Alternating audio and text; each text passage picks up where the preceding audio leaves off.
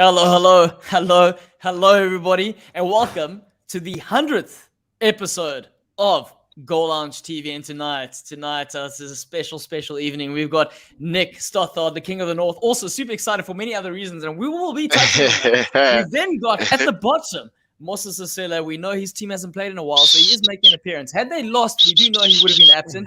And then, of course, we've got Goalloungetv, who's playing with his green screen there, trying to get it right. It looks like he's smelly and his teeth are red, but it's fine. He is here and he is ready. But the biggest announcement yet is the trouble in Manchester.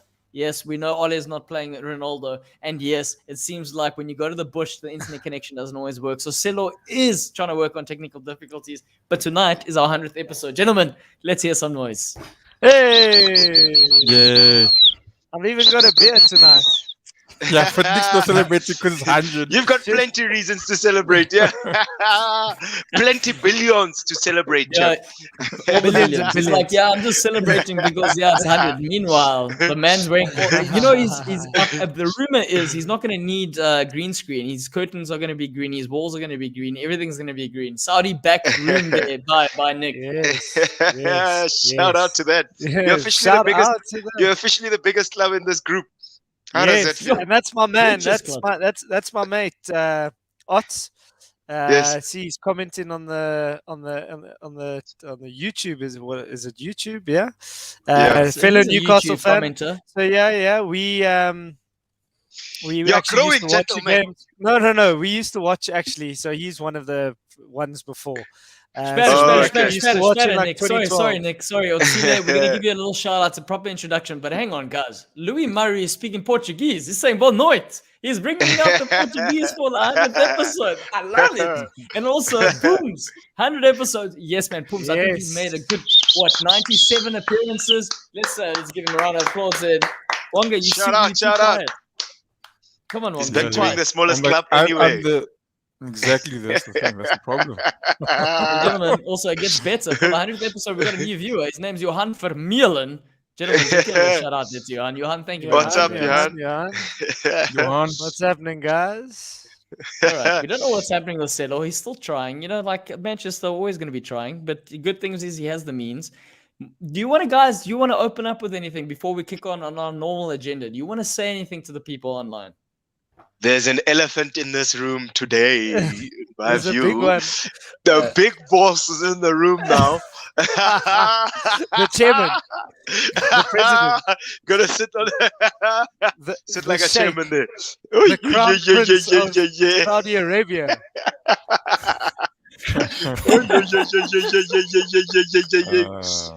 So Nick, how's it felt the first few days of being the biggest club in probably the world? Gentlemen, I said before we kick in, is there anything you want to speak to the people before we jump straight into the Newcastle takeover?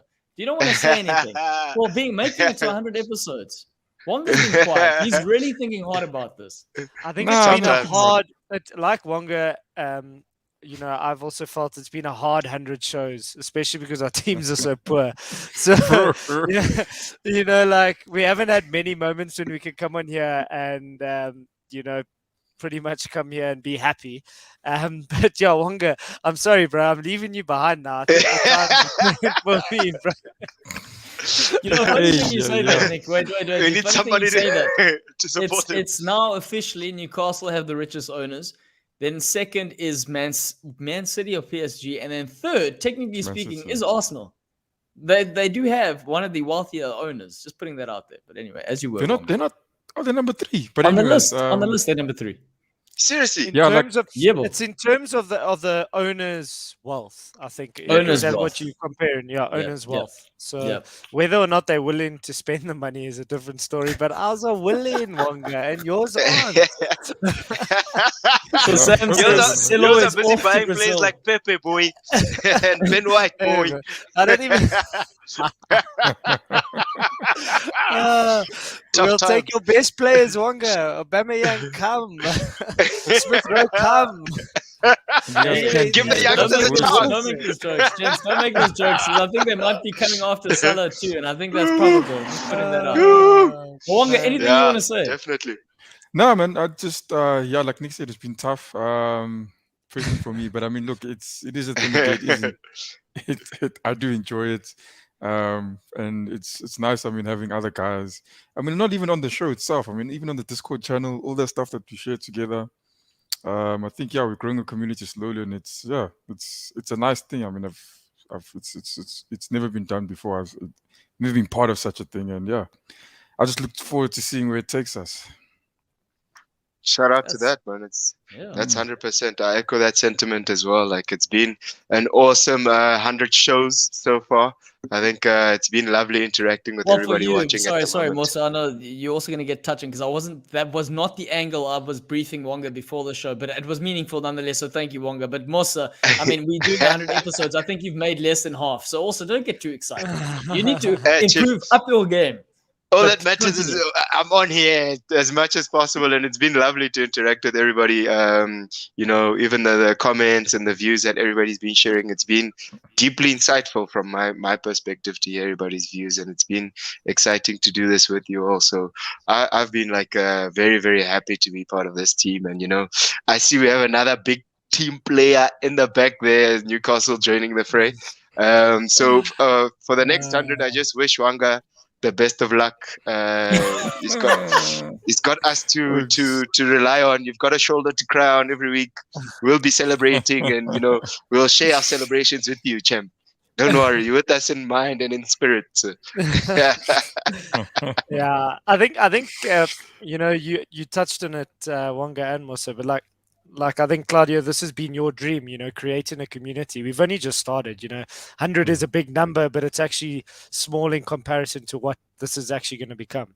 So it's really cool to sort of reach out to the Premier League community within South Africa, and I think it's just going to grow.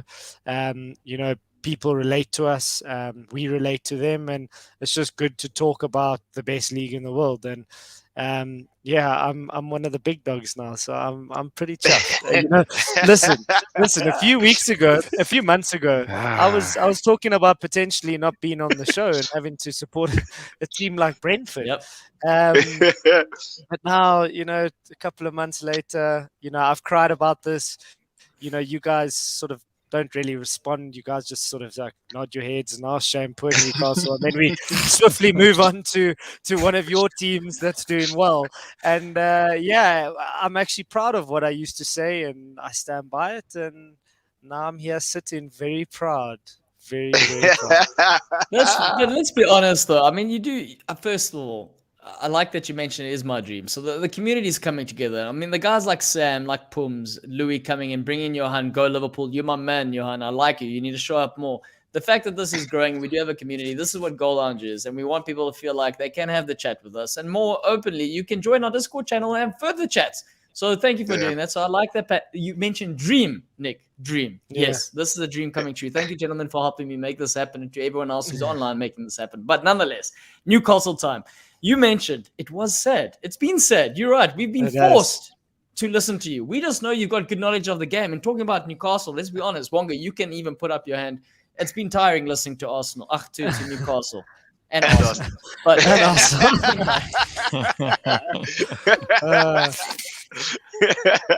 not anymore, gentlemen. But not anymore. So it's a good time. I think I don't know if you guys, gentlemen, follow the kickoff, but even that guy says, I mean, he's got a huge show, and the show is about him, and everyone else has to talk about their teams. And he says a lot of the time he's just facilitating, but now his team can finally get into the mix. So let's talk about getting to the mix. Let's talk about getting to the mix. The Newcastle takeover. Nick, where do you want to start here? Because there's a lot to unpack. Guys, no, so I spoke about this, and to be very honest with you, you need to do a lot of reading on the actual situation surrounding the takeover to actually understand what's going on. And I try to sort of break it down for you guys. And what was quite interesting is we spoke on Tuesday about something potentially happening. I'm not too sure it was on the show. I think Claudio, you were, Wonga, you were. I'm not sure, Musa, but I was there. Yeah. Remember when it came out that the Premier League in a court case it come out that the Premier League had threatened Newcastle expulsion about 12 months ago, 18 months ago. And this sort of all came out and... Oh, no! No ways. Just when he has his chance. I The man swear, had there's his no chance. conspiracy. There's no conspiracy. That shit just happens. It's the Saudi guys. They're monitoring all his information at the No moment. ways. Oh wow! How could that happen in his It time? just shows you. It just shows you that 100 shows in, 100 shows in, technology. You like saying it, Musa. Technology will humble you quick. Yeah, quick. Yeah, bro. It's just went to humble him now. But yeah, man. I was Did there you guys when, kick me out? we had to chip. We do that to the biggest What's teams. going on, They guys? must get out of here. No, it said something about my audio being disconnected. I don't know what's going on. Oh. That's I okay. think so. We can hear you. We can hear you. Okay, now, jeepers. No, we Just can't. like that. We get two God. minutes shorts. What are we gonna do? We're gonna continue. And you know, this thing from should be you- dropping Wanga because there's nothing happening from the Arsenal side. hey. The Arsenal camp is the It's same old. showing you a comeback. change. A comeback is being brewed. That's what they're showing you. I Everything's told you, controlled. Musa. The Comeback Kronkers is have being money, brewed. boy. They've put in goal lounge money here saying, let's cut the other boys off. Let's give Arsenal more airtime. That's just By any means necessary. But it's powerful Okay. what Nick was talking about because last week, Tuesday, he did come into the show and he was very vocal about the fact that, he couldn't believe that some of the dealings that had taken place in relation to that Saudi takeover had gone as they did get revealed to the media and the public last week. And it was scary to see that, club ownership wasn't as clear cut as most people would presume it to be, or as clear, just for people to scrutinize how teams get bought and what the processes are for them to get new ownership in the building. And those secrets were coming out quite publicly last week. And to see that very quickly after that, the governing body allowed the takeover to happen is actually quite still a sign of how much information is circling in the background, which most club managers and owners aren't preview to, and is still in the hands of the top 6 or top 4. I don't know where to put your club, Wanga, to be honest. Sorry, man. But the top 6 teams, they generally have a strong say in how the league is governed and how it's how competition is allowed in the league. And seeing those revelations and then seeing the news that Newcastle could go ahead with their deal and close on the deal is quite exciting, and it's something refreshing for us as fans. And I'm sure Newcastle fans, there'll probably be plenty more joining Nick from now on, who may be moving from Man City to Newcastle 100%. to celebrate the fact that there's going to be this revival of energy and focus from the Newcastle camp. Yeah, definitely. And I do think when we're looking, all the talk about sports washing and, Saudis and all the... Look, at the end of the day, the gents have the money. And if they weren't going to spend it on Newcastle, they were going to spend it somewhere else. So as Premier League fans, one thing, despite the moral dilemma and all the ethical issues that obviously attach to all of this, and it's obviously all the noise that the people who aren't involved in receiving the benefits are going to be making. They're always going to be making these noises. But when you're looking from a Premier League perspective, what I am very excited about, and I know there's some Liverpool fans making noises and saying, Liverpool aren't going to be able to compete now. But the thing is, a club like Newcastle, we can see what Man City were able to accomplish with the club that they have, right? Could you imagine the same thing happens with a Newcastle? Could you imagine the sort of growth that a club like that, and not even growth, but what the fans deserve? So that's going to be an exciting thing. And I think we all talk about, traditionally we had a top 4. A top 4 has become a top 6. Now we've got a Newcastle, throw a top 7 into the mix. We're not going to know where we're lying. And for me, at the end of the day, I said for this season, if we can have at least 3 teams competing for the number 1 spot, I'm going to be very happy. Even if that means one of our teams miss out. It's going to be very entertaining. And now we just throw another team into the mix. So we're going to get our bang for buck from an entertainment perspective. And that's where I'm super excited. Nick, I don't know if you want to touch on this because you're back with us and we're excited to hear from you.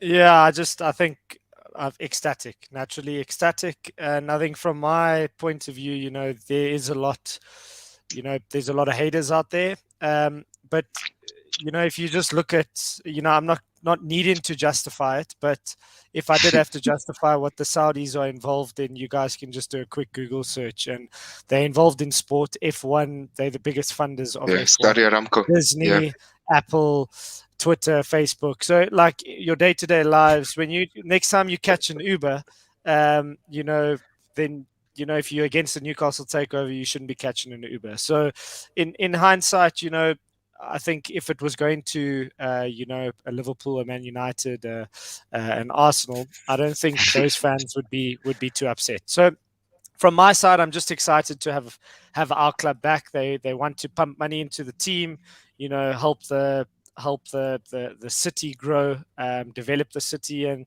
hopefully we can have a team that we're proud of. Ultimately, I know it's not going to happen overnight, but if we can add a few players in January, hopefully we stave off relegation and finish strong.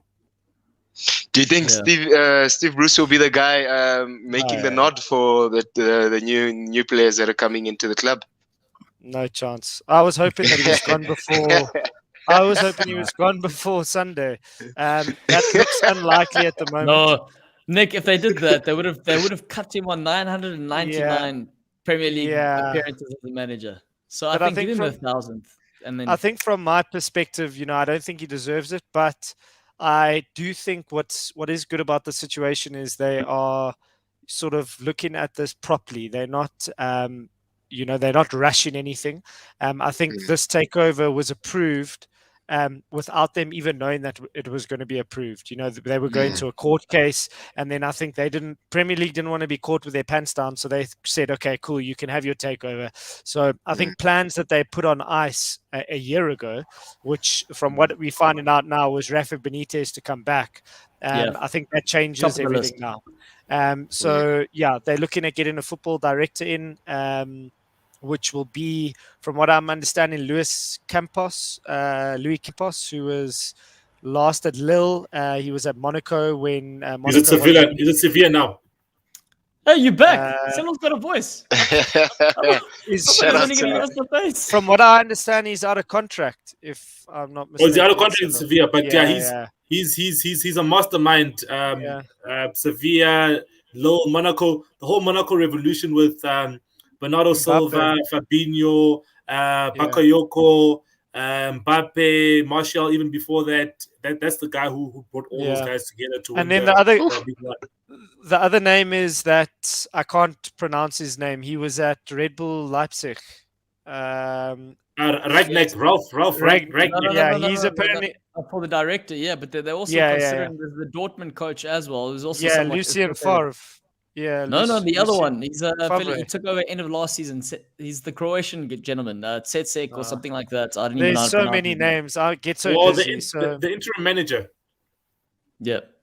I get so dizzy, to be honest with you. Like, it's so exciting to have names. Sorry, Nick. Hang on. Did everyone just hear that? He gets so dizzy. For the last couple of years, he's been linked on nothing but Steve Bruce, and now he's getting dizzy. Is it too much, too fast, too soon? Is that what's going on here? It's all happening right now, champ. I go into Twitter and the Newcastle fans are actually happy with each other. Newcastle Twitter was a horrible place for the last 2-3 years. Like infighting.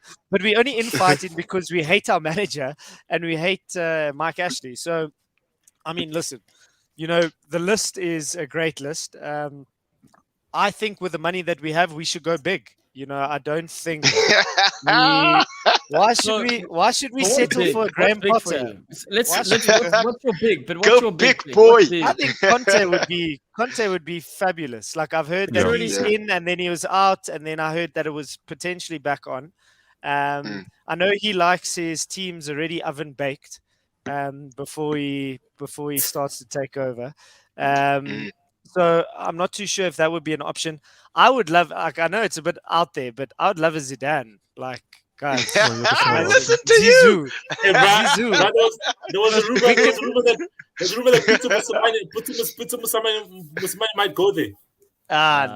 You can't even keep it at Al Ali, though, they're already looking to get rid of the guy there. But also, Cards is in the house, gentlemen. Thank you. This is a new addition to the squad. I think Wonga, you know him very well. I know him quite well because actually he used to be my neighbor.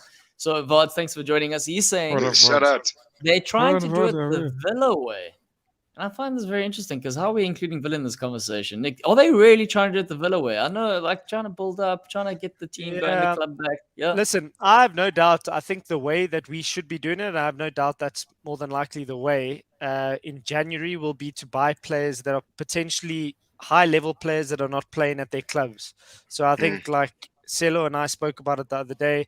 There's a host of Man United players that we linked with, not Phil Jones.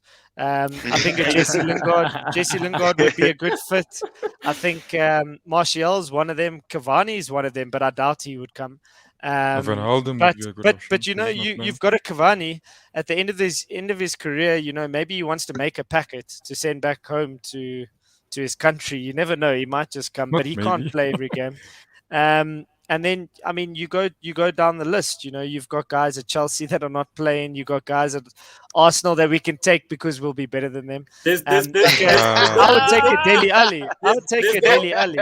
There's no quality players. There's no quality players at Liverpool that are not playing because they only play. They only use 14 players at Liverpool. So what is interesting here, Claudio and Jason? I keep ragging Jason about this, but that Salah comment was quite interesting, and are you not concerned as a Liverpool fan because he hasn't signed a new contract?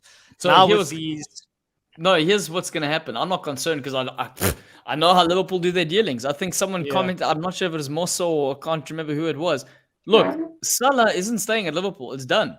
Everyone's saying the Liverpool faithful and the old legends are saying, give the player what he wants. Oh, yeah, give it what he wants because, you know, he deserves it. But the Liverpool club, they look at it from a business perspective. They go in the Ep.49 that he's asking, he's going to break our wage structure. We don't want this. Apparently, there are rumors already then looking at João Felix, and I don't think this is a great move, but it's on a free transfer. Osama Dembele, the one from Barcelona, the one who's always injury prone, they're already looking. He's not going to play.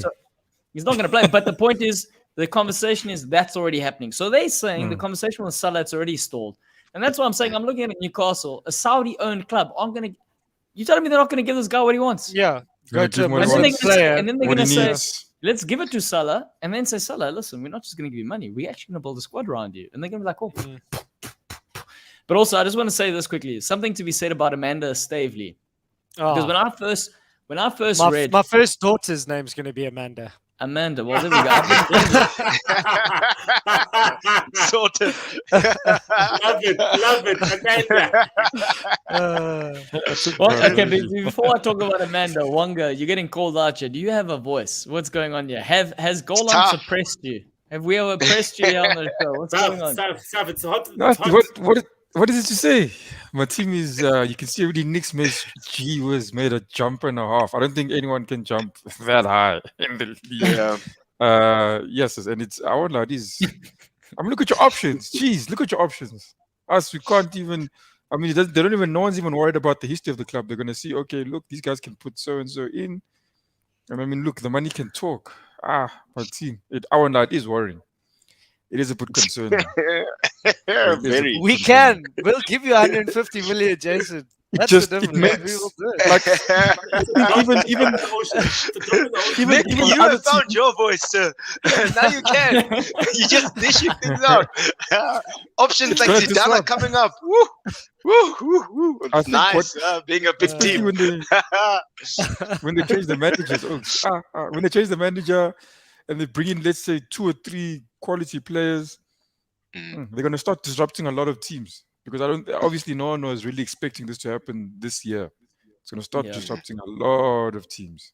But I do think, you know, Amanda, you were speaking about Amanda Stavely. I think she's come in and she's, like I said to you earlier, she's had a few press conferences and she said they want to do it the right way. So I don't see them rushing, pressing, or making knee-jerk sign-ins or reactions to speculation that the media or the pressure that the media is putting on them. So I do think they would need to, you know, get the people they need in. They need to still hire a CEO. They still need to get a director of football, a manager, and then I think the planning now for January will start. And you know, the manager needs to work with what he has, and there's a few players there that he can build around. You've got to say Maximum. I think with good players and a good coach, he can be a great player. I think Almiron, Callum Wilson has the goals, and unfortunately, there's going to have to be a bit of a clear out. Nick, when you say that, though, do you think the new owners will be comfortable with the notion that Newcastle could be at the bottom of the log come January and not have to make those big decisions, given that it's a status that they just bought and they wouldn't want to lose it because they playing it very responsibly? So I mean, if you look at it that way, if we are still in a treacherous position, then they might go spend big and make sure that we are safe. But I do think, I think a new coach will. I think on Sunday, I think Spurs must be wary because that stadium is sold out. It's going to be an incredible atmosphere, and I wouldn't like to be Spurs going there, regardless of who I'm playing. And but don't you think it's funny though that our two North London sides are probably going to be the weakest on the show? I think that's the irony behind all this. But as you were, sorry, continue. But I do think just leave West London out of it, please. We're still one of the biggest. I would say, Musa, I do think if we can purchase wisely, we could have a decent finish to the season, maybe a top 10. And then I think you get a proper summer with a new manager and you just have a full go at it. They said 5 years. I think they say 5 years simply because they just want to make sure that we don't get ahead of ourselves. And that's fine. That's fine. It took time. Chelsea, it took the quickest. Man City, it took a bit longer. I think Chelsea, Roman Abramovich, literally threw everything at it and it worked. I think in 18 months, you guys were already challenging properly. City, it took a bit longer, but I think they also did the mistake. I think they'll learn from City. They kept Mark Hughes in for long. They were signing players that were sort of has-beens or guys that hadn't really made it. Yeah, and I think if you go and sign, if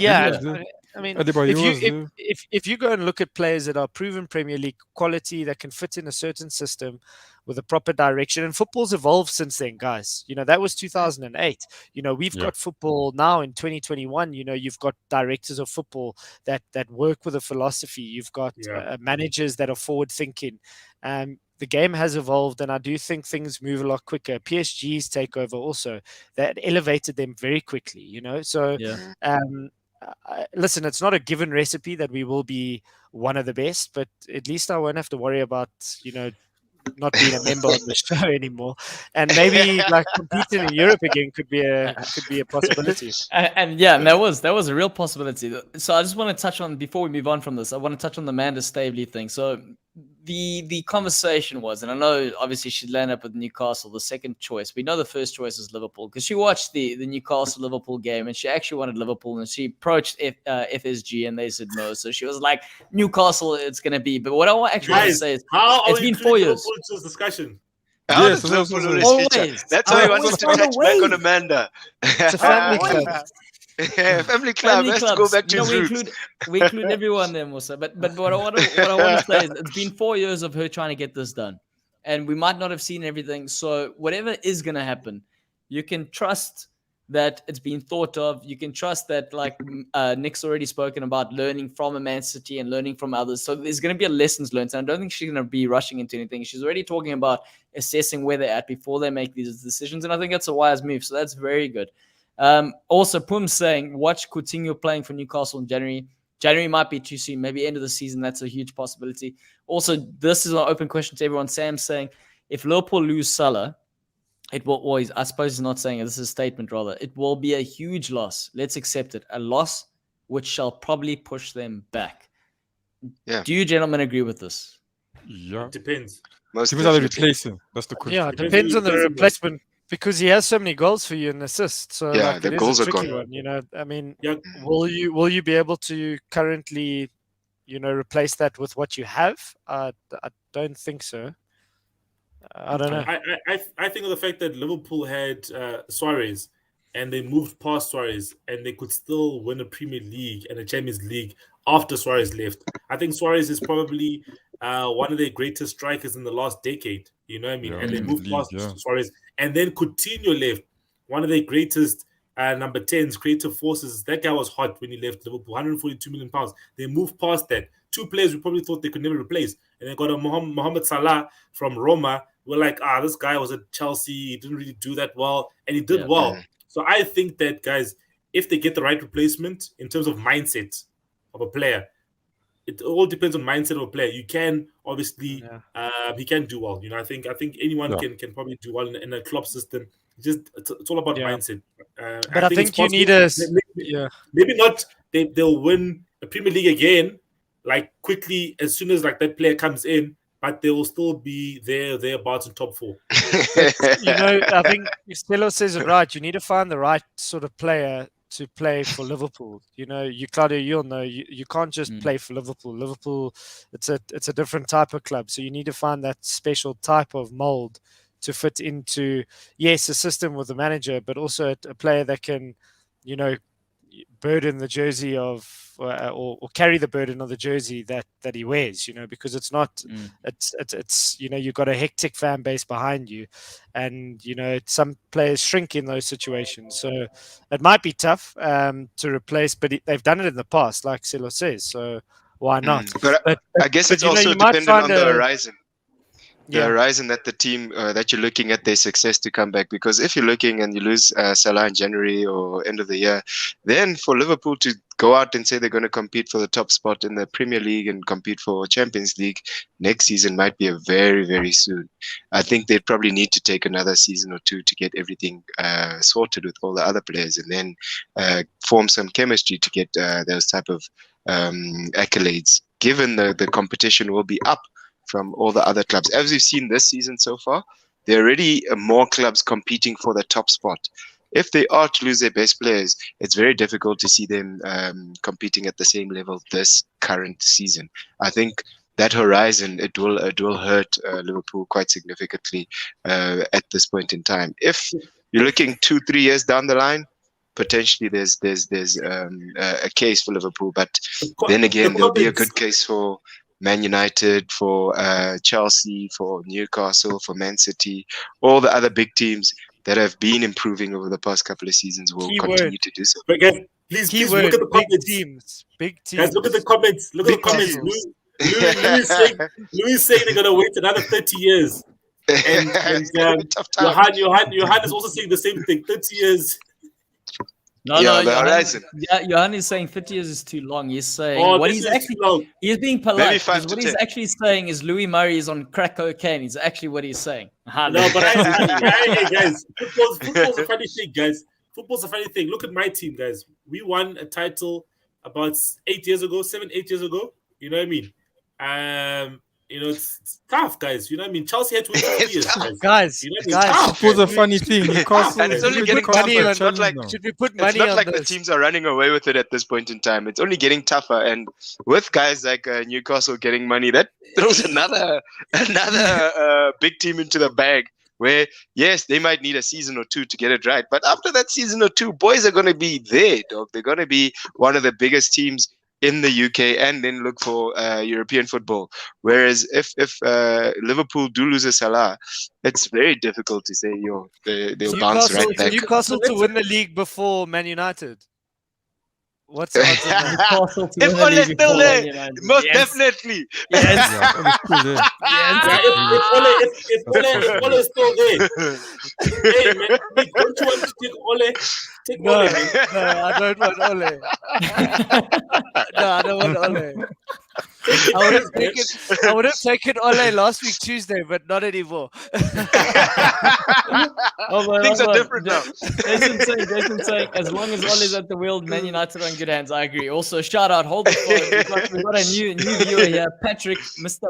Patrick, the one and only Patrick. Thank you for joining us, Patrick. Yeah. We appreciate you. And shout out, Patrick. Liverpool. Before we move on and we're actually going to talk about the games, I just want to say that Liverpool lost. Here's where it gets tricky. Losing Salah, like Jason said, we'll be fine. No players bigger than clubs. Selo arguably spoke the most sense he's ever spoken, and it's only taken him 100 episodes to get there. But you've gotten there, so I'm very, very proud. But I think the huge loss, I don't think, and this is where it gets worrying for Liverpool, is that 2023, Klopp is finished. He's not going to stay. There's no ways he's staying longer. I'm looking at it and I'm going, they're not renewing certain players. They're not buying him the players that he wants to build on another squad. We know it's the longest time he's ever spent at a club, so he's already done that, which I mean we're thankful for. But them throwing huge contracts at the players that we currently have is because they're going, Klopp, maximize what you have before you leave. So it's the loss of Salah, and then it's possibly the replacement of someone else. Now the name Gerrard getting thrown around with a possible move for Newcastle. For me, when I'm seeing it, I'm going, yes for Newcastle and more yes for Liverpool than it is for Newcastle, because I'm going, go earn your stripes, so to speak, your black and white stripes in Newcastle before you come home, because you're going to come home. So I don't understand why. I don't understand why that move makes sense for Newcastle, personally speaking. I want to hear. But Nick. he won't leave. He can't leave Rangers now, guys. Of course he can, bro. Money talks, bro. Money talks, bro. He'll go in there to management himself and say, I'm leaving. They told me can I keep the change? The wrong person got money. I wish it was Wanga got the money, because Wanga would be so cocky. Wanga would be so cocky. The wrong person Money got talks, money, bro. Tell him. So, maybe Claudio, I reckon we could maybe get a Conte, and then Gerrard could maybe come as his assistant. Then he can learn his trade in the Premier League. No. I'm just joking. You've got options, boy. I've got options, man. Maybe I'll get Klopp and Pep in one go as a super combination there. Coach. No. I think to be very honest with you, if we got a Gerrard in, I wouldn't be upset at all. I think he would really take the opportunity with both hands, and I think he would actually do quite well. I would prefer him to Lampard, if I'm honest with you. Lampard's also in the mix. Surprisingly, Rodgers has been thrown. The name Rodgers has been thrown in. But Jay and I were talking today, and he had mentioned that potentially Liverpool would want him back, which would be interesting. From what I understand, that's an interesting conversation, because it's not. I think he's burnt the bridge at Liverpool from a fan perspective. He's learned the trade. He's become more senior, which is the enticing part. He knows the fabric of the club. And actually, it's a name that was thrown out by Carragher, I think it was, which is why all of a sudden the link's been made. But whether or not he's the right guy, But he's literally shut that down. He shut that down, Brendan Rodgers. Anything linking him away from the club. But money linking talks, him away from the Wonga, club. bro. Look at Wonga, money talks, bro. Nah, not in this situation. Money talks, boy. Guys, not according to what he said. Musa has been in this situation. If we want you, we will pay for you. You'll buy yourself out. You go to the club management and say, gents, you guys said my clause is this much. Can I get my change? Can I please get my change and buy? There's even talk. Sorry, guys, if we want to sack Steve Bruce, we've got to pay 8 million. They've just paid 305 million. They're going to pay 8 million to Bruce to sack him. They're like, that's small change. You see the sponsor here, Fun88. We still got 3 years with him. We got this new brand, Castore. There's already talk that they're going to pay them. Pay them out and say, listen, we don't want you. You can have your money. It's fine. We're going to go to the big boys now. But I was thinking that. We're a big team now. With that brand, like your sponsors, I bet you your sponsors are willing to pay you more now. I bet you.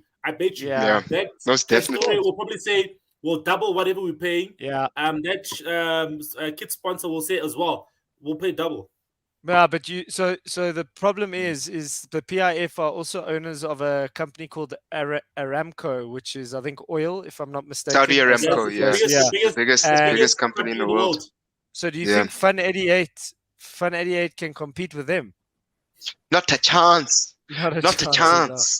They don't have their biggest cap spend would be a speck compared to what Saudi Aramco can do, literally. And it's big, bro.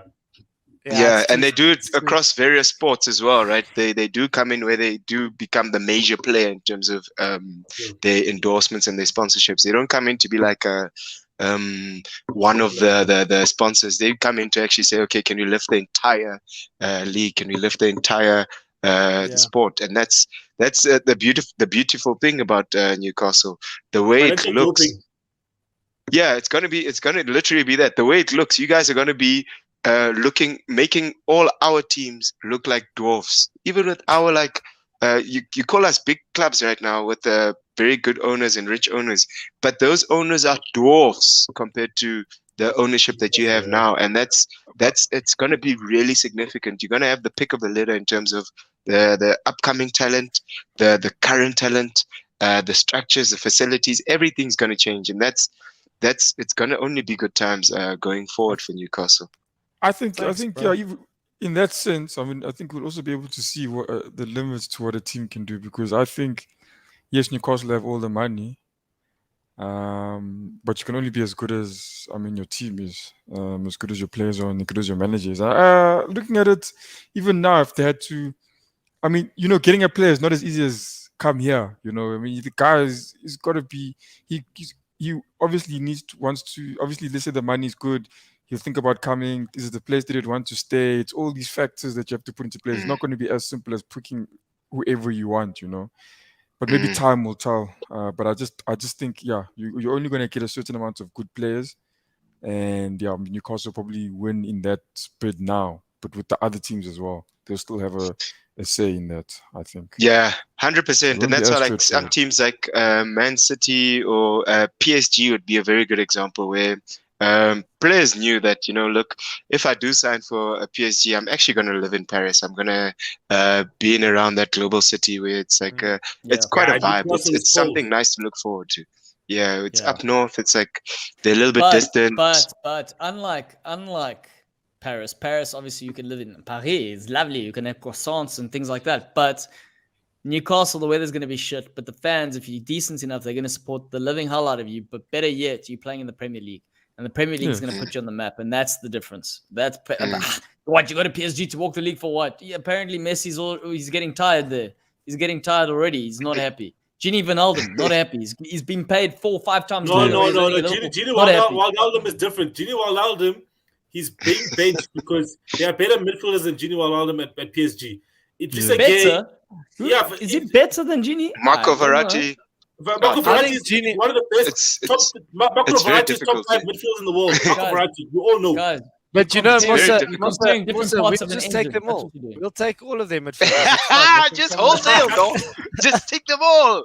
Just say, hey, all of you, come over here. And that's what I think, you know, if they come out the blocks with their signings and literally come off the blocks hot and sign players like Mbappe, sign new upcoming talent who have the biggest price tags in the world, it's gonna really make everybody look over their shoulder and say, yo, the likelihood of me being at Newcastle is very high now versus them looking at it down the line. They could say, fuck.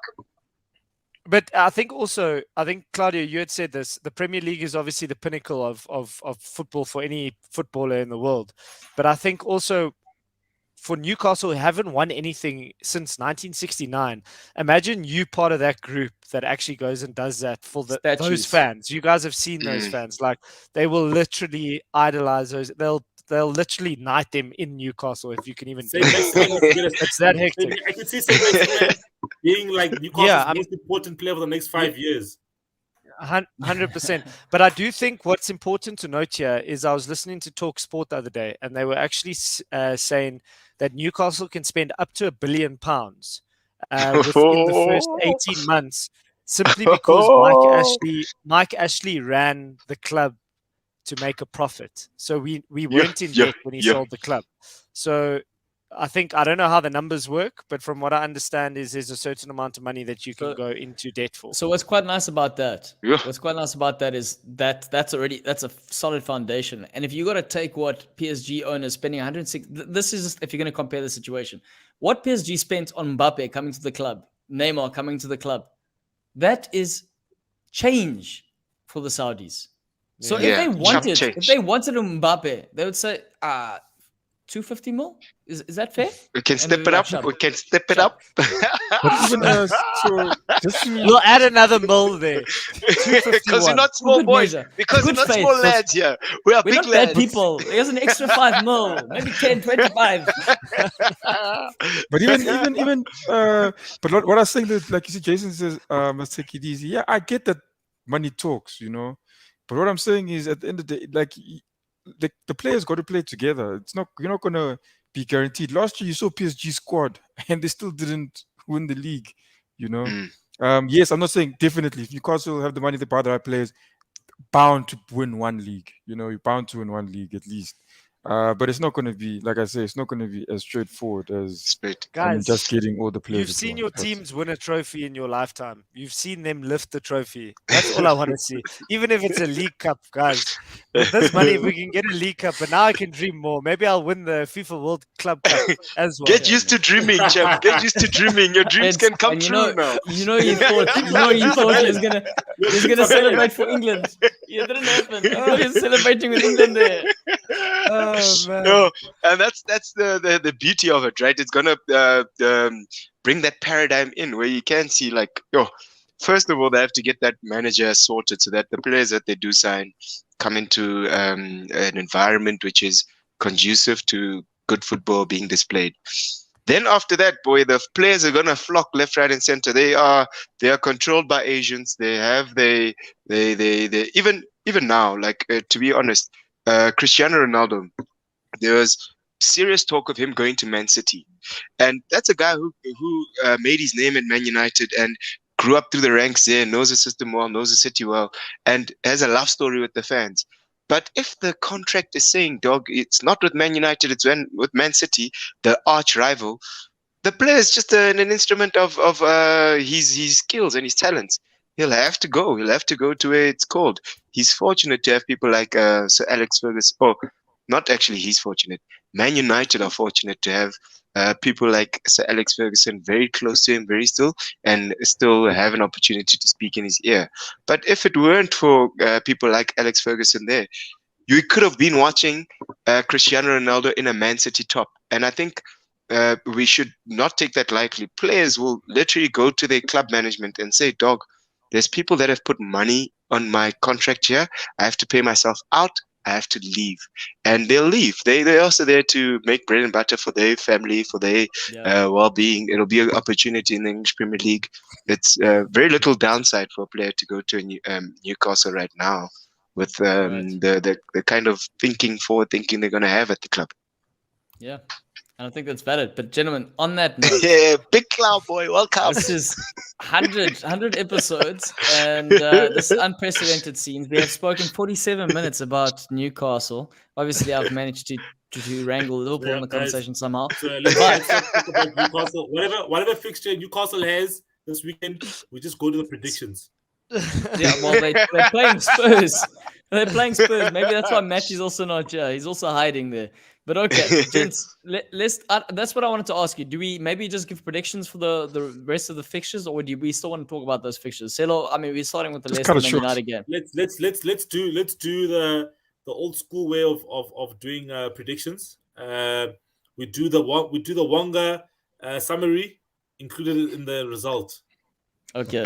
Perfect. Yeah, so the Wonga summary. You guys know the Wonga summary, right? He gives a little sentence attached to every prediction he gives. Okay.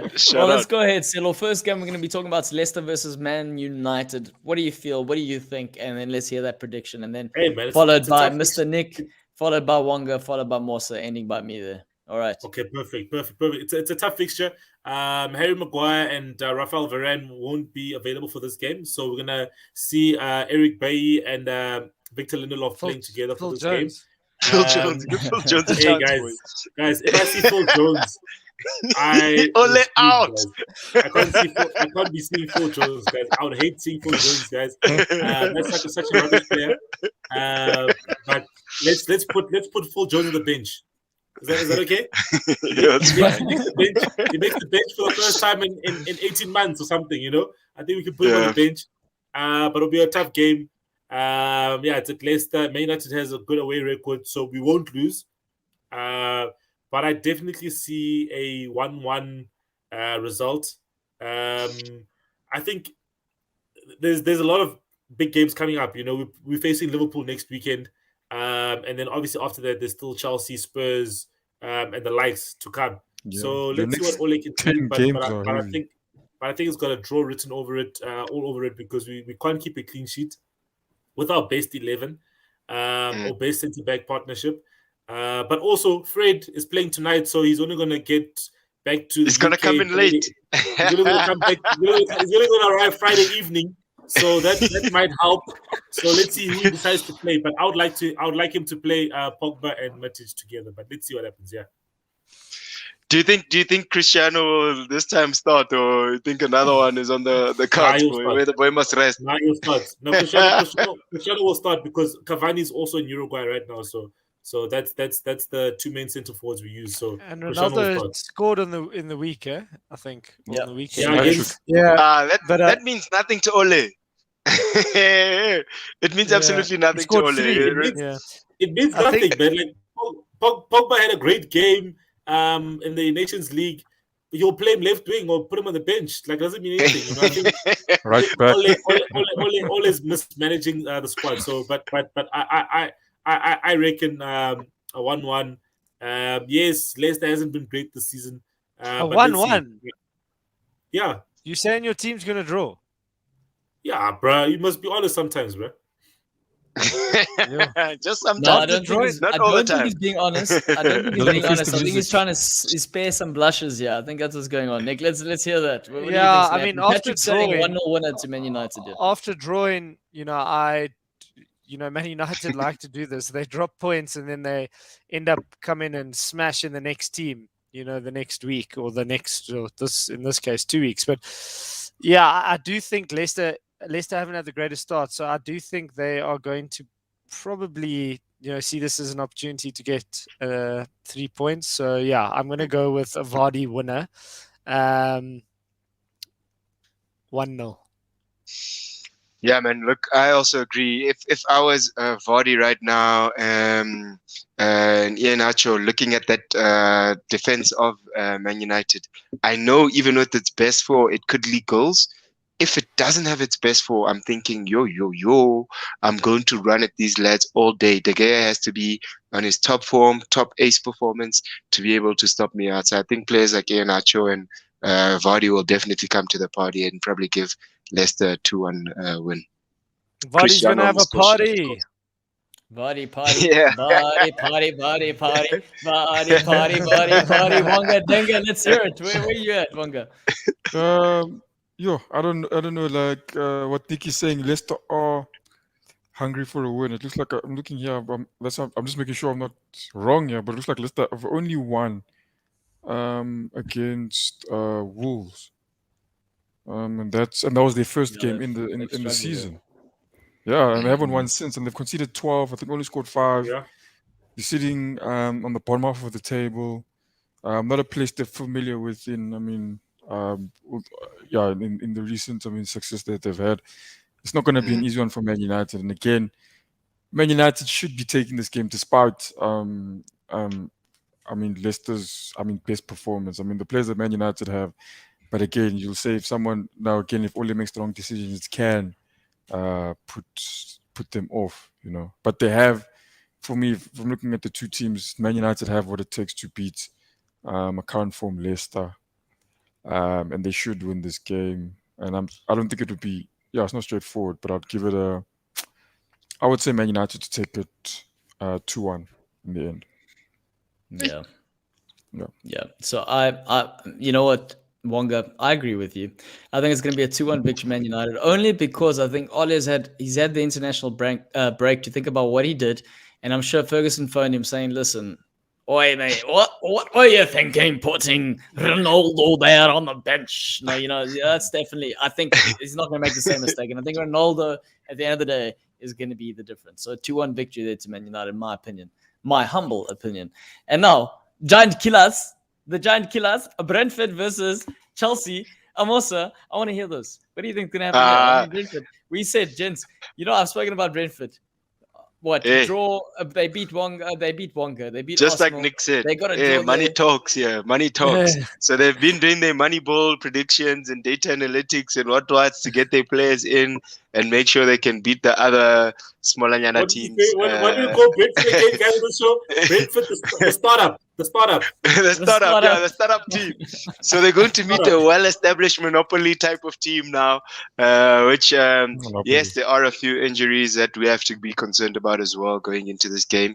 We do have to make a few changes. Like players like Thiago Silva won't be back in time, but we do have really good options, right? I think the beauty of the Chelsea this season is the squad depth that we have, and it seems like when people are given the opportunity to play, they are really, really coming to the party. So if a Thiago Silva is missing because he'll land in London on Saturday, I think a Christensen will come in and slot in well. N'Golo Kante is back. He's been in training this past week. Reece James has been in training this past week. We still have difficulties in the left back.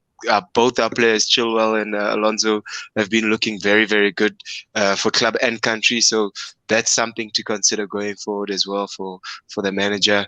Romelu Lukaku apparently had a muscle strain, which is fair. He's been playing quite a bit of football over the past couple of weeks without actually. And Rudiger also didn't play both games for Germany, right? So yeah, he didn't play the second game for Germany, and they sent him back home, or he was actually in the hotel at the time of the game. So potentially he'll be fit, but I think we do have enough depth in our squad to kind of manage that game. I mean, if you have a Christensen and then you do look at players like Chalaba coming into the fray, you do have a N'Golo Kante, you do have a Jorginho available, you do have Kovacic available, you do have Saul available, you have quite a few options to express, to solidify that defense, which has been excellent so far this season.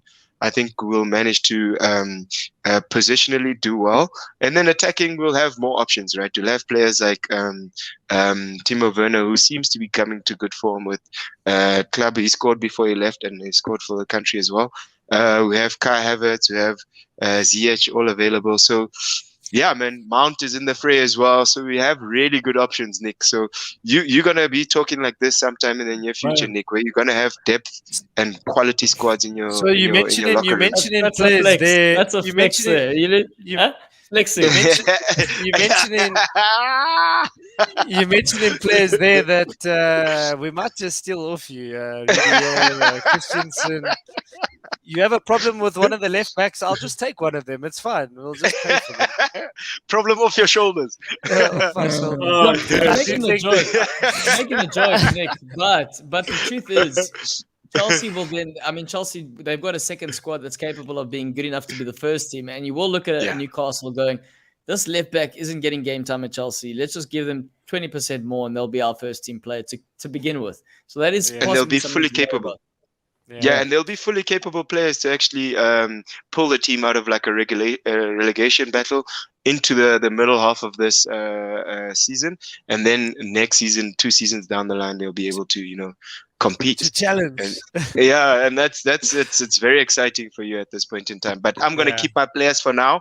And with the players, I think we'll be fielding on the day. I think there is good opportunity for us to win. Brentford are exciting, and I don't want to disrespect the accolades that they've managed to achieve this season. They have managed to score goals quite well. I know Liverpool got to see that side of them through set pieces and through open play. So I think we'll probably get to Arsenal. like a Arsenal didn't see 3-1. anything, yeah.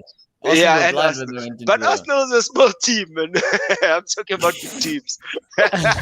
So I think, my prediction would be a 3-1 because I think they do have something in them, but we'll just be able to dominate and figure out the game as we go. So 3-1 to Chelsea.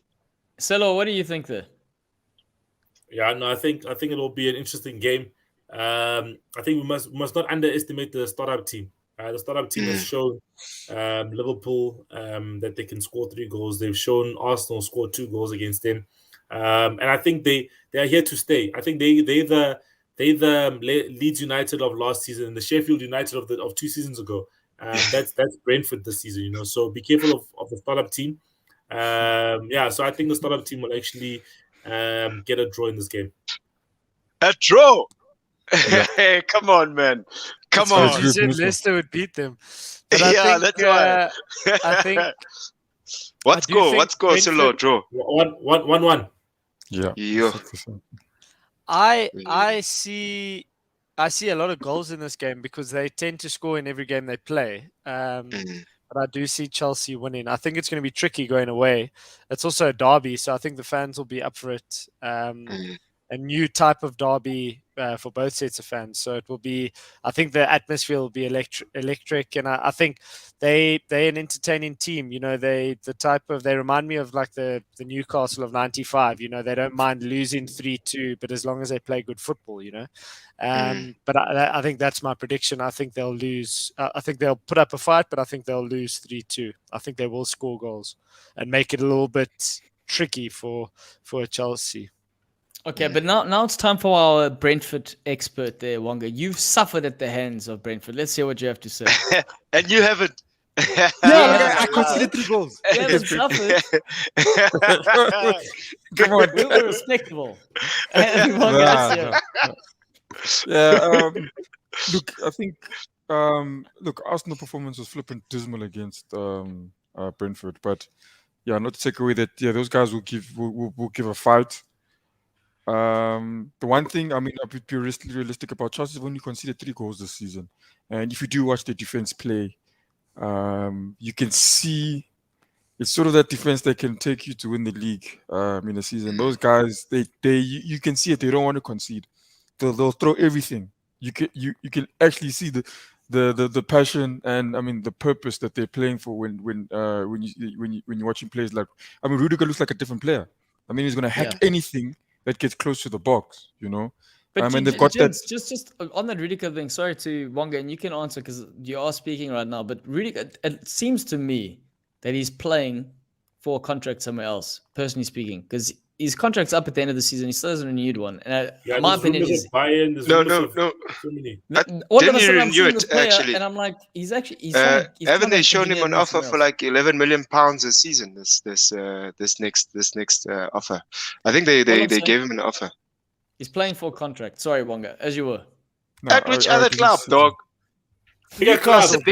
This is the biggest club in Europe at the moment, Chief. Newcastle. Oh, bro, they're a big club. Newcastle. Newcastle. No, Why man. not? No, man, Why gentlemen. not? It's the same situation as Salah. Why No, not? man.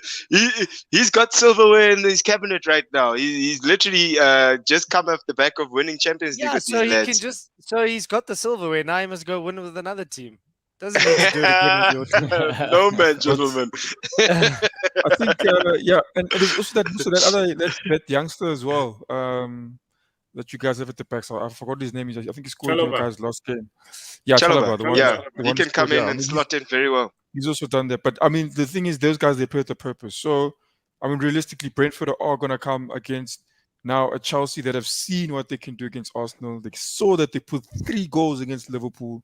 I think Chelsea are going to come there, play and respect those players, and it will be difficult for them to score. So I think in the end, it would probably be, I'd say 2-0 win to Chelsea. I don't think they're going to bombard them with goals. If Lukaku doesn't play, because I see it says he's a questionable one, maybe a 1-0. But I think if that guy's playing, it's going to be a big problem for those guys. So I just want to put this thought in everyone's minds and then review your own prediction after I've put this thought in your mind. Planted the seed, inception, so to speak. Leonardo DiCaprio, that shit. Okay, listen to this. So, the craprio. Yeah. You're crapping on that shit. I'm crapping on the shit out. Anyway, so take Sean Dyche. Remember I spoke about him recruiting players at the bar, right? The pub. Okay. All right. English pub. That's what he was doing. Now take them in their prime. Just re-energize. So he's just fought these guys. He's given them their first break. Now they're tired. They're tired of fighting. Now you've got Brentford, who are the most sophisticated pub fighters, where they've been recruited from, like, hypothetically a suave sort of pub. This is what Brentford are. High-end pub. So they are high-end pub fighters, Brentford. So what I'm saying is, they're going to come in there, they're going to offer Chelsea cocktails, and then they're going to kick them with proper beers there, slogs down there. And I think it's going to be a tough day. And bet your bottom dollar that the Brentford fans are going to make too much noise for those Chelsea guys. They're not going to know what's going to hit them. And I'm going to say 2-1 victory Brentford. You heard it, Jeff. Are you nuts, dude? Are you crazy? Put the money on. Put the money. You'll make some money this weekend. Another chance, man. Yes, just because you guys drew to them. 3-3. And then I'm going to laugh. I'm gonna laugh on Tuesday. You watch. I'm gonna laugh hard. Okay. All right. Oh my goodness. Gents, Newcastle Spurs. It's that time. It's that time. Selo, open us up. Nick's spoken far too much for our liking tonight. Yeah, so you open no, us I up think with this one. Nick can actually exit the show, so we can actually speak freely about his club. I'm just joking. But wait, guys. There's something that you guys forgot here. We didn't audit, guys. The first match we spoke about was Man United versus Leicester. The first match That of the time it's not weekend Friday night. is Watford versus Liverpool, guys. How Yeah. do you allow to do that? How do you allow to do that, guys? Thank you, auditor. Thank you. How do you Why? allow to do that, guys? How? I'm like now we're talking about Sunday fixtures, but Liverpool, how they play this weekend? I don't know what's going on, but okay. That's a Okay, fine. let's talk That's about a fine. It's a fine, yeah. It's a fine. And It's a fine. his prediction is also a fine. Fine as well for your prediction, by the way. It's only a Yeah, fine so if it doesn't come to fruition. Then it's a fine. Yeah, Newcastle versus Spurs. Yeah, I think the Geordies are going to be buzzing. Yeah, it's going to be crazy there at St. James's Park. And yeah, I think Newcastle will win this game just because of the atmosphere around the club. The guys will probably be saying, hey, guys, if I play well for Newcastle, I could be a part of this new revolution and I could stay in this club. You know, if you're a player that was a bit part player, you know, in this team and not a focal point, not a main cog in the team, you could actually say, hey, I could actually make a career out of myself at Liverpool. You know, I mean Newcastle. Sorry, yeah, but that other small team. It's on the brain, boy. It's Inception. I told you, Leonardo DiCaprio. But yeah, He's working.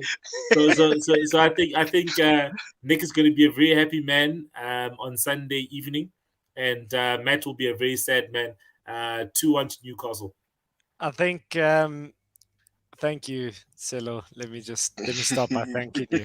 I think just looking at Twitter, you know, I think obviously everyone wants Steve Bruce out ASAP, but we've spoken as to why maybe he would still be in charge on Sunday. But I think it's clear to see that Sunday is not about one man. It's about, you know, the fact that we've got our club back, and you know we're going for something that we couldn't have dreamt of, you know, a couple of weeks ago, let alone actually living it right now. So as Selo says, the atmosphere is going to be incredible.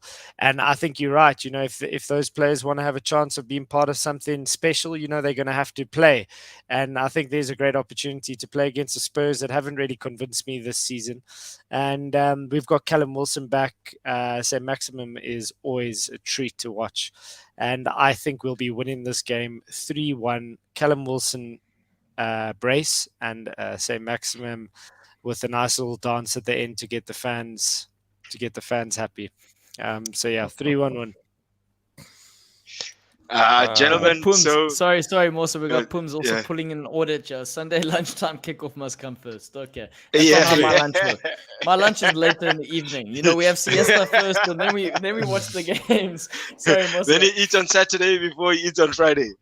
Yeah.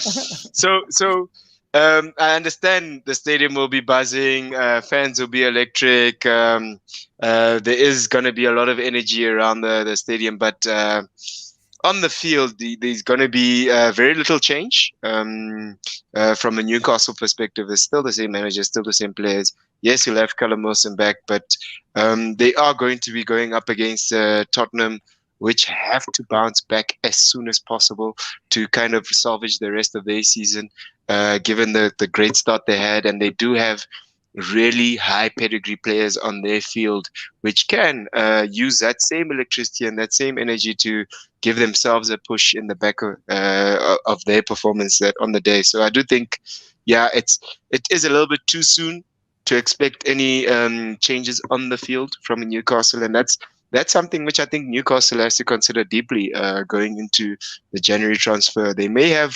a very good plan, a very good approach, but if they are sitting languishing at the bottom of the log come January, the new management isn't going to be happy about that. They didn't just spend in excess of 300 million to be in that position, and they're going to make several wholesale changes, and that would be communicated as part of their plan and their approach. So I do seriously think that Newcastle may be a little bit out of their depth here. I think Tottenham, the quality they have, the players like Son, the players like Kane will be there and do have something to prove. So I think it will definitely go Tottenham's way, 3-1. And I think most of the only thing they have to prove is why we should sign them and how we should sign them. So they'll be playing Kane for will a be contract thinking, with us. Yeah, Kane will be thinking, Man City, they those lads left me at Man the City. door. Yeah.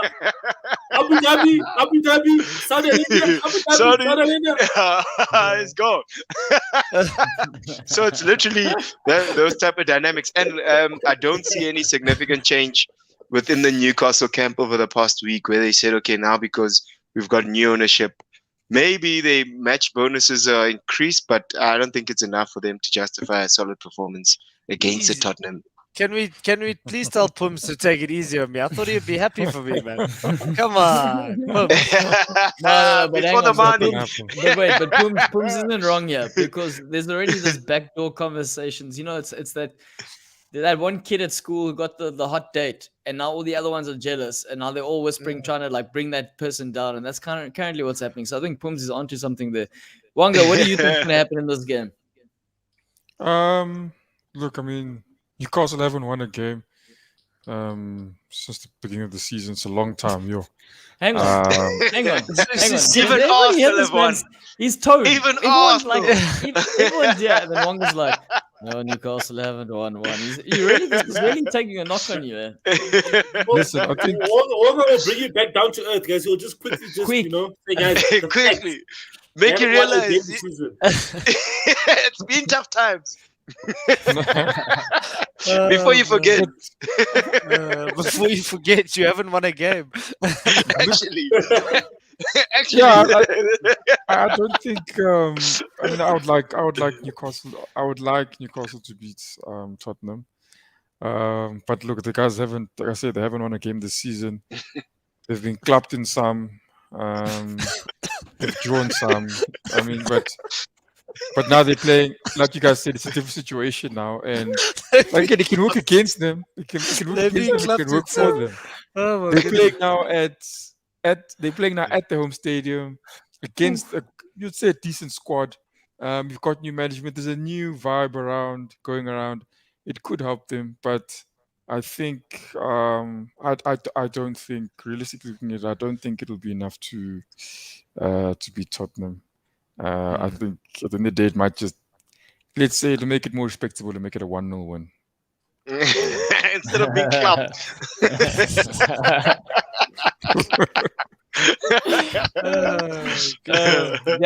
I'm going to say everything opposite to what Selo was saying. Selo was saying, and to what Nick was saying, really, the players have to play for contracts. I think the players are looking at the situation saying, we are so close. We are so close. Our dreams are coming to fruition. We are so close of getting rid of Steve Bruce. What's one more game? What's one more game of a poor performance? And at least if it's against the Spurs, there's a little bit of quality. We can get away with it. We can get away. If we lose like 4-3-0 to like a shit side, then we're in trouble. But to a Spurs, we can kind of, hang our heads up a little bit. And let's get Steve Bruce out. So I'm saying, I agree with the other gent, Bonga. I'm saying Spurs victory through and through. And you know what? Let's hope for the sake, because the Kane situation, Kane is not coming to the party, gentlemen. We talk about Vardy party. Kane's not coming to the party. My question is, Newcastle might. I'm saying the dream of moving to a big club is finished for the guy if he doesn't pull in anything this season. And possibly his only hope, and I'll ask this question on the group, is that his only hope is in Newcastle if they would want to come in after him. And so he better start firing, and it better start happening against Newcastle. Otherwise, I worry for him. But a 3-1 victory to Spurs, in my opinion. And we're going to save the best for last. We're not going to, 3-1. Simple one. Thanks for coming. Okay. You say the best for last. The best for last is coming. It's coming, but we're going to start with this one. Okay. The Watford Liverpool one. Settle, let's hear your opinion. Then Nick, Mosa, Wonga. Yeah, I think just because you made us wait till the end, I'm going to say Watford's going to win this game. Watford's going to win this game. Ismaila Sarr's on form. Fabinho and Ellison. There's a charter plane that Man United, Man City, Liverpool, and all these other clubs are contributing towards. So at the earliest, I think that these guys are going to arrive Friday evening, So you'll have a different goalkeeper in goal. Your most important midfielder won't be starting. So to be honest, it's another draw for me. There's going to be a lot of draws this weekend, so this is a draw for me. Ismaila Sarr. They have a new coach as well. Claudio Ranieri. The Tinkerman is back. And he's taking over Watford's first game, and it's at home. So 1-1 scoreline. Initially, I was going to say 1-0, but I'll be kind. The Egyptian king is still lurking. So 1-1. Cool. I think Liverpool are going to win this. Like, they're in good form. I think they're going to smash him. We played Watford the other day and we should have won. Unfortunately, we ended up drawing the game. Or did we lose? No, we lost. We drew the game. Murphy missed that. It's a distant memory now. It's the past, Nick. You're looking to the future. I think the Tinkerman's going to come in and ruffle a few feathers, but I do think Liverpool will have too much for them. I still think it's going to be a tough ask for Watford to stay up, but they need to try beat teams in and around them. So, unfortunately, the big teams, I don't really see it happening. Maybe the odd one here and there, but not against Liverpool this weekend. I think a 2-0 win for Liverpool. Yeah, I have to agree with Nick there. Like, Watford can pull at straws, but this draw is a little bit too high up. You'll be facing a Liverpool team which is really in contention for the league as well. They do have a lot of potential going up front, and a lot of good players from fringe who are fringe players coming into the fray and actually showing their worth. So I do think Liverpool will be the better team on the day. Come what may, with the Tinkerman being in the building. I think, yes, they might be a little bit more solid defensively, but that's all he can do in a space of 2 weeks. It's not much more you can do in terms of making the team more expressive and change their philosophy in 2 weeks. So I do think Liverpool have it going for them. They're competing. They know they're very close to the top. They're going to be looking up instead of looking down, and they're probably going to go into this game thinking that 2-0 victories. Something that they'll come out with. So 2-0 to Liverpool on my side. Yeah. Yes. Liverpool have played looking at 5 games. 5 games away this season, and they've scored 17. And they've conceded 4. Up to Wongs with the hard cutting edge fact. They haven't lost any of those games. The only one they drew was against Watford, which was away. And then they slapped Porto 5-1 then Portugal. It's not going to be an easy one. It's not going to be an easy one for Watford. Watford, Ranieri, they've got a new coach, and voila, get Salah and Mane up front. Probably Jota can be thrown in the mix as well. It's going to be a difficult one for him. And I think it'll be too difficult. And I think probably Liverpool will win it out 2-0. I think, Ranieri's probably not going to try and make sure his team doesn't get clubbed at 6 or 7. But I think it'll probably just be a 2-0. Maybe succeed at a 2-0, Look, from a Liverpool perspective, I think I'm not sure if Jota will be ready because he's picked up an injury on international duty. I'm not sure about the Brazilian boys either, whether or not that. So that might be somewhat of an issue coming the day. And lunchtime kickoff might be. It might be too. Yeah, but if there's one thing you know about any Claudio, I mean, just take me as an example. Claudios are hype men. They're hype men. And I think Claudio Ranieri, what he's going to do is he's just going to hype the players. And that's all he's going to do as a manager. So I don't think that's going to be enough to stop Liverpool, personally speaking.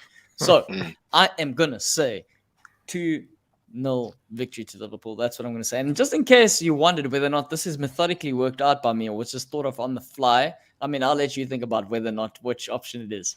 But we're going to move on to the classic. The classic. Auditing. Yeah. The auditing will take place. Paddy Vieira going home. Ooh, we need to fine. Yes, this is the last. This game is on Monday, so it's correctly the last game of the fixture list. But that other game being second last was we need to find it. As you say, rubbish. rubbish. But For the Arsenal versus Palace game, listen, I think Palace have been looking good. They've been it's just they've been unlucky. You know, they were leading 1-0 against Brighton, I think it was, and then Brighton ended up drawing the game 1-1. So I think this game, Arsenal on a bit of a good run, but obviously they were brought down to earth last week by pulling some blanks against Brighton. So I think that Arsenal will get a victory in this game. I think that with Arsenal, it's always interesting. You know, it's an up and down team. On their day they can beat anyone, and on their day they can lose to anyone. But I think in this match, Patrick Vieira's guys won't have what it takes to fare against the mighty Arsenal. So 2-1 to Arsenal. Where's the game going to be played? It's going to be Emirates. played at the Emirates. Yeah. That doesn't matter. I think Palace have to enjoy Zaha while they can, because he'll be off to us soon enough, probably. Funny. Who do you want? What do you want? What do you want for Christmas? Man, just coming, boy. I'll take that one and that one and that one. 5 of those. 2 of those. I think Palace are exciting. I think Vieira will want to sort of prove, it's 2 young managers against each other, and he'll want to prove that he's, in that caliber of potentially managing a club the size of Arsenal, one day, So I do think, I don't think it's going to be easy. Another London derby. Palace will be up for it. Good performances this season. They've already smashed Spurs. So they'll be looking at this game going into it confidently. Arsenal, hot and cold this season. They've had a decent run up until probably their last game. But I do think this will end up in a draw. I think it will be a 1-1 draw. Wolf Zaha score a goal there. It's crazy that Palace have done so well in their derbies. They literally knocked Tottenham off that mantle that they were sitting on with no defeats before encountering a Palace, and that is because it was a derby. They were pumped up. They looked the part.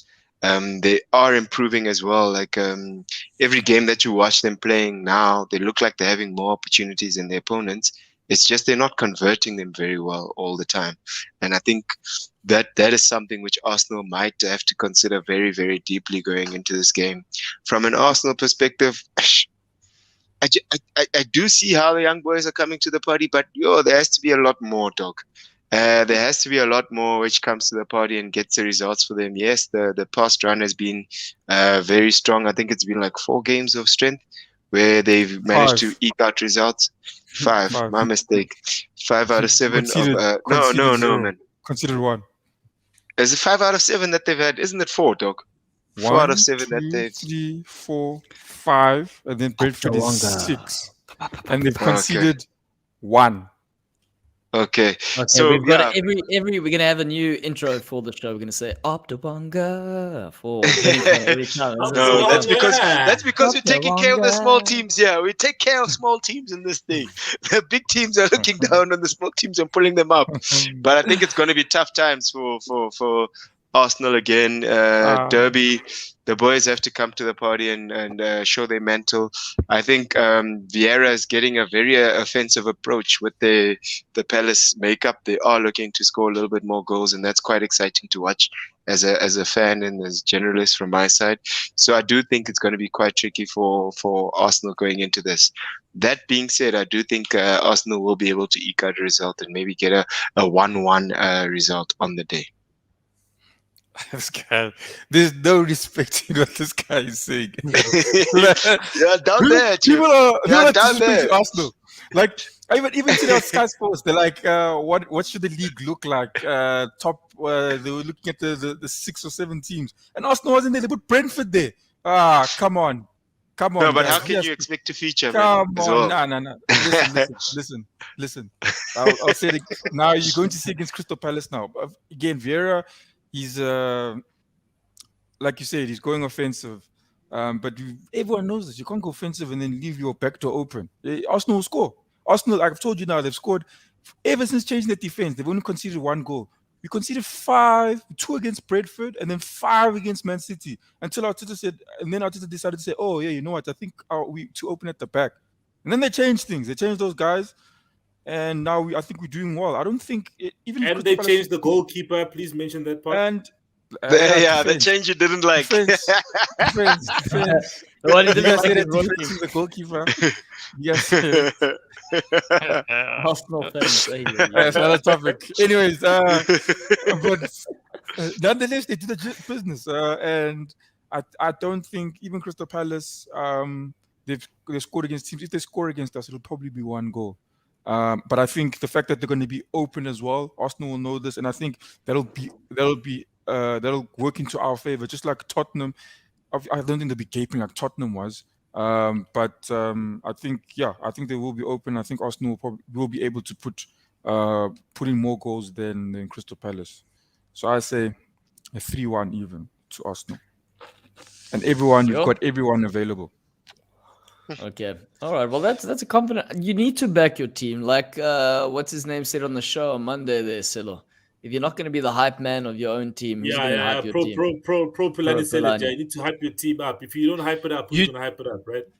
But you generally have all your players available, especially when they don't get called up to international duties. So it comes with the territory, you know. Pateo's quotations for the country. What do you want to happen? It comes with the territory down there where players are just chilling. They're going to training. They don't fly. They practice at home. Saka even chose the coach has more time with them.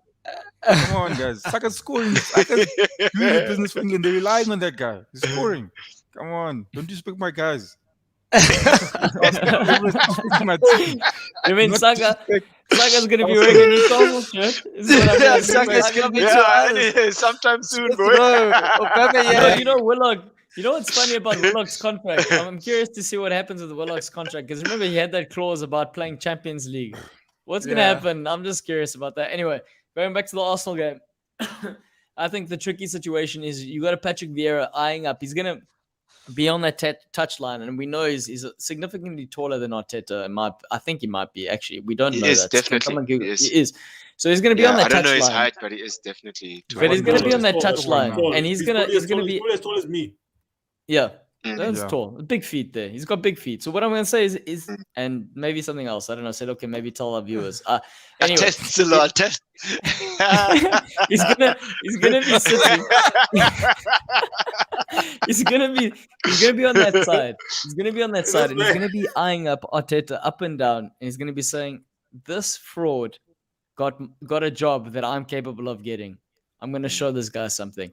And I think that's going to be the tricky part there for Arsenal. Arteta coming out of that. Vieira's not going to be playing. Vieira's not going to be playing. Doesn't have to be playing. He's going to outsmart him. He's going to say, I'm a better manager. He's not. You said he was playing. Arteta won't be playing as well, man. Managers never play. Managers never play. Our players kept the clean sheet. He can think it. He can want it. He can try and hype them as much as they want. There's no. Oh, man. Anyway, all I'm saying is, if you've been following up predictions, you must keep that energy for a relegation battle, Wanga. save the energy for the battles that matter. All I'm saying is, for everyone watching, if you've been paying special attention to these predictions, if you want to make some hardcore cash, you just put your money on everything I said this weekend. The probability is very unlikely, but you'll make money. And I'm going to further one going on, say Palace winning, and they're going to win 2-1.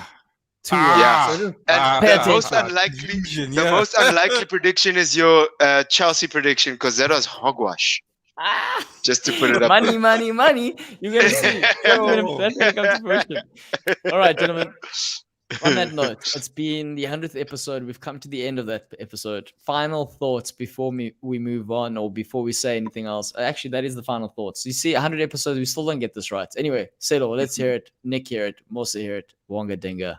Sign it off. Yeah, no, guys. 100 episodes, amazing stuff. To 100 more episodes, and to more banter and more laughs. And I guess in the next 100 episodes, we'll be seeing a bigger and better Newcastle, which is, I guess, is great for the league, but not great for the human rights of the world. Easy. No. No. That was brilliant. Delete your Uber Bro, app that now. was brilliant. Delete your Uber app now. Delete Uber now. Delete That Twitter time- now. That time, Ole In is not a human rights violation, but it's fine.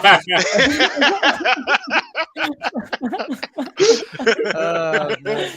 Oh, I man. don't want to talk out of turn here, but are we not giving away something? Or do you want to just delete that part quickly?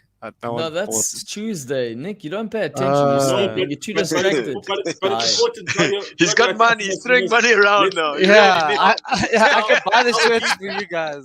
Tell the peeps how they can win, Claudio. Claudio, tell the peeps how you can win. You do it better than I do, Selo. Go ahead. So how you can win a shirt? You just need What to shirt, go on our Selo? Instagram. Come on, I thought you did this or- better than I. Be specific. There we Okay, go. just to win a Goal Lounge T-shirt, Family tea. Yeah, It's that limited Musa's, edition. Come showing- on, be better. you need to go on our Instagram I or think, Twitter. Claude, you should take the lead there. You need to follow us. You need to follow us either on Instagram or Twitter, and then you need to subscribe to the YouTube channel, and then you need to comment and say who's been the best Premier League player so far this season. Yes. That's Shout all. out. That's You all can you gotta grab do. one of these bad boys. They're beautiful shirts, and you'll be joining our family club. Bigger club Yeah. than the other family club. And you know what that was there, Selo? That was Musa undermining your first delivery. That's what he was saying. I can put in a better cross. Thank you, Musa. I just want to say, gentlemen. I just want to say. No. I was going to say on that note, what we will be doing is when we give away that shirt, we're going to put in a little draw and we're going to put the draw live and it's going to spin. It's going to spin the wheel. And if you have done these things, subscribed, liked, and commented, then you will go into the draw and then we'll see who's going to win and we'll announce it. Wangadinga, what do you have to say for us? You guys can see that hole in my head, right? It's not the screen. It's actually all those predictions of Claudio that Claudio's been giving for 100 episodes. To carry on at that rate, They've left a mark on you. Yeah. It's predictions like that end up with things like this. But yeah, thanks guys for being with us and watch Arsenal punish Crystal Palace come Monday. Right. And on that note, sorry, Musa. Yeah, go ahead. Yeah, from my side, I just want to thank everybody who's been part of this. Thank you, Claudio Barrera, for putting it together. Thank you for everybody else to come into the party. Nick, I know you've survived the first 100 episodes. Shout out to you. Wanga, good luck for the next 100 episodes. We're not sure what's going to cook. And the rest, keep the banter and keep the good times. It's going to be lovely going forward with you guys. I think what's going to be interesting is to see when we are at 200, where Newcastle are in the league and what sort of squad we have. So I'm so excited, guys. Listen, at least we've documented this. We've got 100 episodes, records, that we can go back to when I was struggling, fighting relegation, and now my team is back, boys. My team is back. I'm so proud. They'll only be back when Steve Bruce leaves the building. That's all I'm saying. Listen. As Musa would say, shout out. Shut up. All